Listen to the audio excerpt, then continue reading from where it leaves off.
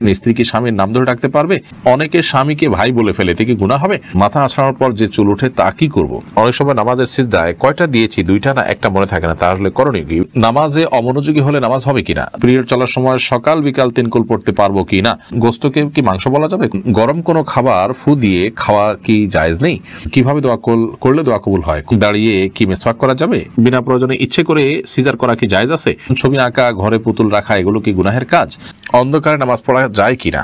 আমি কি বোরকা না পরে শুধু মুখ ঢেকে বাসায় নন মাহরাম আত্মীয় স্বজনের সাথে দেখা করতে বা কথা বলতে পারবো? কোন স্ত্রী কি তার স্বামীর সম্পদ থেকে স্বামীকে না জানিয়ে দরিদ্র পিতামাতাকে সাহায্য করতে পারবে? মমিনুল মুমিন আপনি লিখেছেন, নামাজে অমনোযোগী হলে নামাজ হবে কিনা? নামাজ তো হয়ে যাবে, কিন্তু সালাতের প্রাণ নষ্ট হবে। যত মনোযোগ কম থাকবে তত প্রাণ কম থাকবে, যত মনোযোগ বেশি থাকবে সালাত তত উন্নত হবে, আল্লাহর কাছে সালাতের মূল্য তত বেশি পাওয়া যাবে।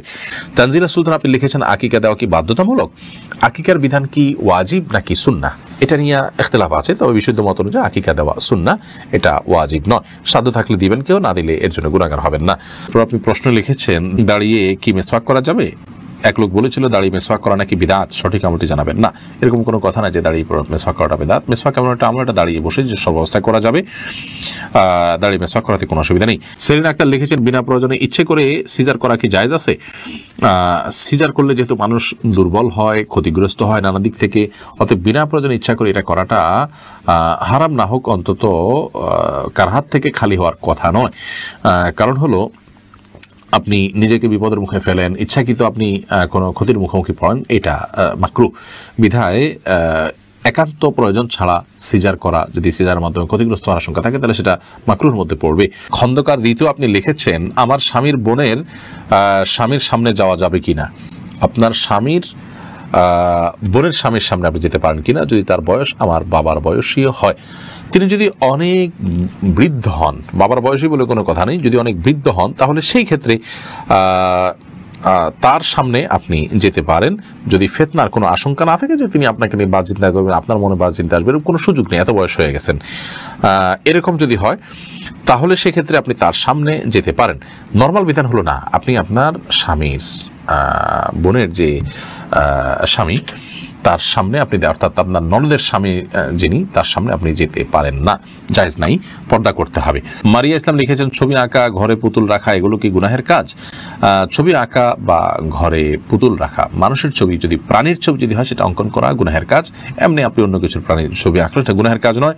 আর ঘরে যদি পুতুল রাখেন, যে পুতুলের হাত, চোখ, মুখ, কান সবই পরিষ্কার বোঝা যায়, সেটা যদি আপনি সম্মানজনক শোকস্থিতিতে রাখেন সেটা গুনাহের কথা।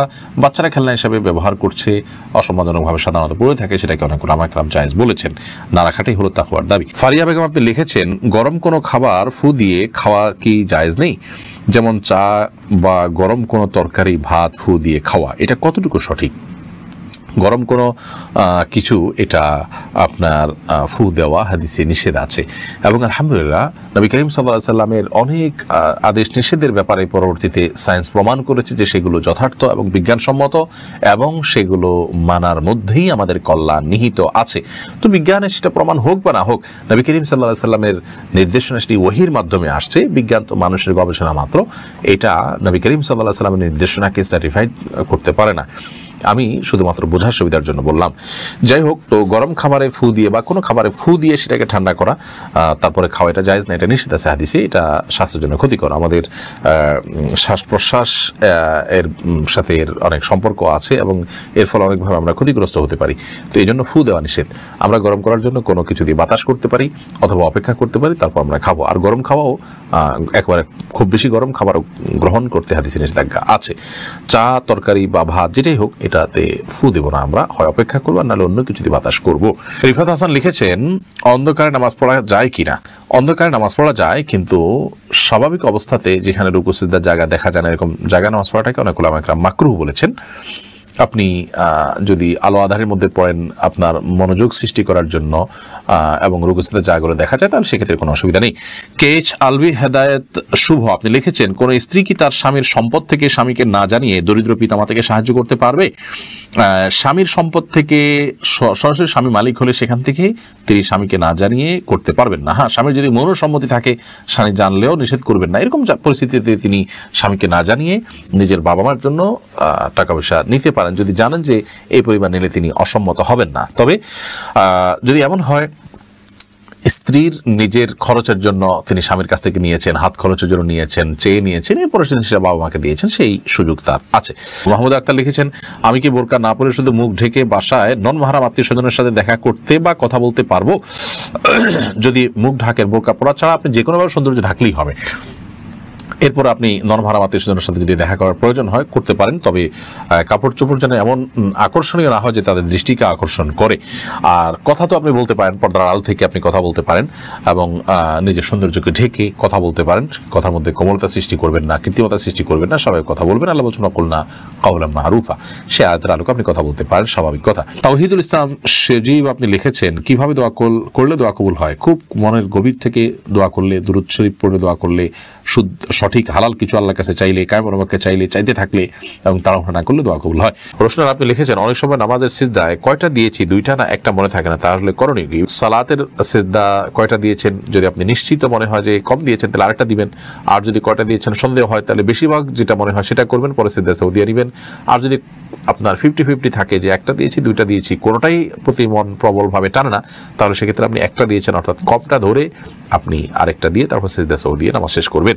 ইব্রাহিম আহমেদ লিখেছেন, গোস্তকে কি মাংস বলা যাবে? কোনো অসুবিধা নেই, এটা নিয়ে অনেকে বলেন না মায়ের অংশ, এই ব্যাখ্যার কোনো গ্রহণযোগ্য ভিত্তি আছে বলে আমার জানা নেই। আর হলেও আমাদের সমাজে সেটি প্রতিষ্ঠিত হয়ে গেছে গোস্তর অর্থে, অর্থে কেউ বলেও না। নাজমা খান লিখেছেন, পিরিয়ড চলার সময় সকাল বিকাল 3 কুল পড়তে পারবো কি না? আপনি জিকির হিসাবে সকাল সন্ধ্যার আমল হিসাবে আপনি এটা করতে পারেন অনেক আমাদের মতে। নাজমা আক্তার আপনি লিখেছেন, মাথা আছড়ানোর পর যে চুল ওঠে তা কি করব? মানুষের মাথা আঁচড়ানোর পর যে চুল উঠে অথবা নখ কাটা পরে যে নখ থাকে, এগুলো কি সম্মানজনক কোনো জায়গায় রাখা উচিত? সেটা মাটির নিচে দাফন হতে পারে, কবরে দাফন হতে পারে, মাটির নিচে চাপা দেয়, একটা রেখে মাটির পুরো চাক দিয়ে দিলেন, থাকতে মাটির নিচে সেটা মাটির সাথে মিশে গেল, এটা উত্তম। আর অসম্মানজনক কোনো জায়গায় নাপাকের মধ্যে ফেলাটা অনুত্তম। মাকরুহ যদি কেউ ফেলেন বড় কোনো গুনাহ হবে না, কিন্তু এরকম করাটা অনুচিত এবং ভালো কাজ না। উচিত হলো মানুষের শরীরের, আল্লাহ তাআলা মানুষকে সম্মান দিয়েছেন, সেজন্য মানুষের শরীরের প্রত্যেকটা অংশ যাতে সম্মানিত থাকে, অসম্মানিত না হয় সেদিকটা খেয়াল করা। আহসানুল হক লিখেছেন, অনেকে স্বামীকে ভাই বলে ফেলে, এতে কি গুনাহ হবে? একটা হাদিস অনুযায়ী স্ত্রীকে বোন বা স্বামীকে ভাই বলা এরকম কোন একটার ব্যাপারে নিষেধাজ্ঞা আছে, সে হাদিসটির আলোকে বোঝা যায় এটা কারণে সম্পর্ক হারাম হয়ে যাবে না বা সম্পর্ক নষ্ট হয়ে যাবে না বা তালাক হয়ে যাবে না, কিন্তু এটা অনুত্তম কাজ। প্রয়োজনে একে অন্যকে নাম ধরতে পারে, অমুকের বাপ বলতে পারে, এটা সবচেয়ে ভালো, অমুকের বাপ। সাহাবীরা এভাবে বলতেন, স্ত্রী তার সন্তানের নাম ধরে বলবেন অমুকের বাপ, স্বামী তার স্ত্রীকে অমুকের মা, এটা বলতে পারেন অথবা নাম ধরে বলতে পারেন, কিন্তু ভাই বোন এটা বলা হাদিসের আলোকে অনুচিত কাজ। শরীফ SR থেকে লিখছেন, স্ত্রী কি স্বামীর নাম ধরে ডাকতে পারবে? ডাকতে পারে, এতে কোনো গুনাহ হবে না। তবে এটা কালচারের উপর নির্ভর করে, যে কালচার এটা অসম্মান হয় সেরকম অসম্মান করা যাবে না স্বামীকে।